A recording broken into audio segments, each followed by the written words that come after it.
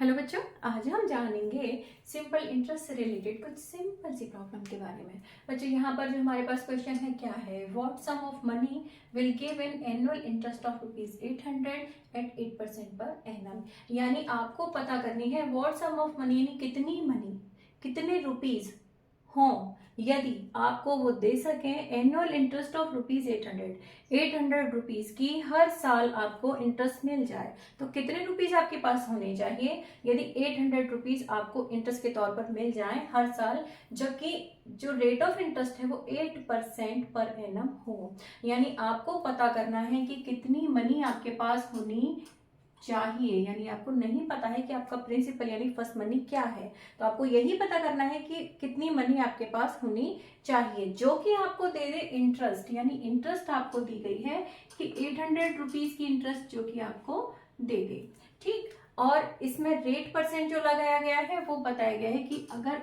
Are यानी कि जो रेट परसेंट है वो 8% पर एनम यदि है तो पर एनम यानी 1 ईयर की बात हो रही है, तो यहाँ पर जो टाइम है ना वो आपका 1 ईयर है। तो हम यहाँ पर देखें कि हमें ये पूछा गया है कि हमारे पास कितनी मनी होनी चाहिए, जबकि 8% की रेट से हर साल हमको ₹800 एक्स्ट्रा मिलते जाएं। तो इसको हम कैसे पता करेंगे, हम ध्यान से देखें तो यहाँ पर जो हमारे 4 फिगर्स हैं PIRT में 3 हमको पता है, 4th फिगर हमको पता करना है। तो बस चलेंगे अब वापस अपने जो पुराना वाला फॉर्मूला है उसी पर। यानी जब भी हम पता करते थे सिंपल इंटरेस्ट तो हम क्या यूज करते थे, simple interest is equal to PRT upon 100। तो बस उसी फार्मूले को यूज करेंगे, फाइंड आउट कर लेंगे कि कितने मनी हमारे पास होनी चाहिए। तो अब इसको हम ध्यान से देखें तो हमें यहाँ पर P पता करना है।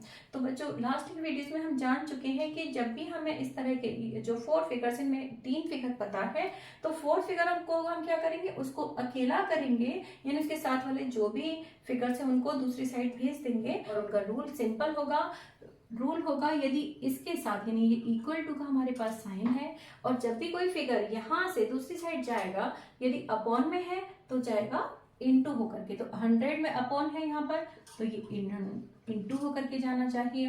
P के साथ R और T जो है वो इनटू वाली पोजीशन पर है तो ये जाएंगे अपॉन में, यानी R इंटू टी जो थे वो अपॉन वाली पोजीशन पर आएंगे और इस तरह से हमको वैल्यू मिल जाएगी P की। तो अब यार जरा इसको करके देखते हैं कि P की जो वैल्यू है वो क्या होनी चाहिए, 100 into simple interest upon R into T यानी R इंटू टी। तो बस ये तो हमने अपनी समझने के लिए इसको यहाँ पर लिखा था, हम इसको अब इस तरीके से यूज करेंगे। यानी P की वैल्यू के लिए हमें मिल जाता है formula 100 into simple interest upon R into T. रख दीजिए ये जो वैल्यूज हैं आपकी गिवन फार्मूले में और बहुत आसानी से हम क्या करेंगे उसको सिंप्लीफाई करेंगे और मिल जाएगा हमें हमारा फाइनल आंसर। तो यहाँ हम देखें P की वैल्यू हमको पता करनी है, यहाँ है आपका 100 इंटू सिंपल इंटरेस्ट कितना है 800 है, 800 लिख दीजिए।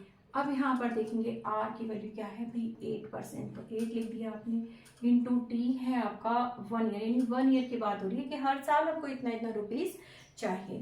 तो अब हम क्या करेंगे, इसको सिंप्लीफाई करेंगे। तो 8 से आपने किया 800 को तो ये हो गया 100 टाइम्स और 100 इंटू 100 आपने किया ये हुआ 10,000। अब इस तरह से P यानी कि प्रिंसिपल यानी मनी हमको पता करनी है तो जो आंसर है वो अपना आपका किस में आना चाहिए, रुपीज में आना चाहिए।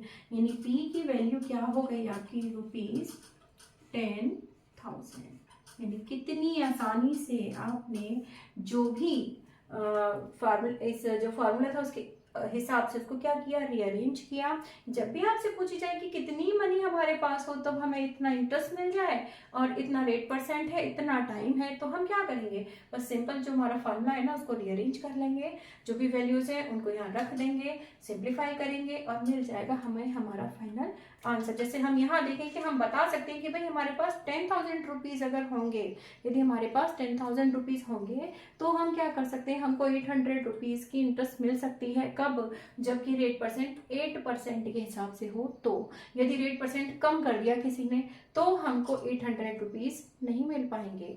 उसको हम फाइंड आउट करके देखें। सपोज हमारे पास जो रेट परसेंट है 5% है, तो आप क्या करेंगे, यहाँ पर जो रेट है आपका, वहाँ 8 की जगह 5 रखेंगे, इसको सिंप्लीफाई करेंगे और देखेंगे क्या मिलता है आपको, आपका फाइनल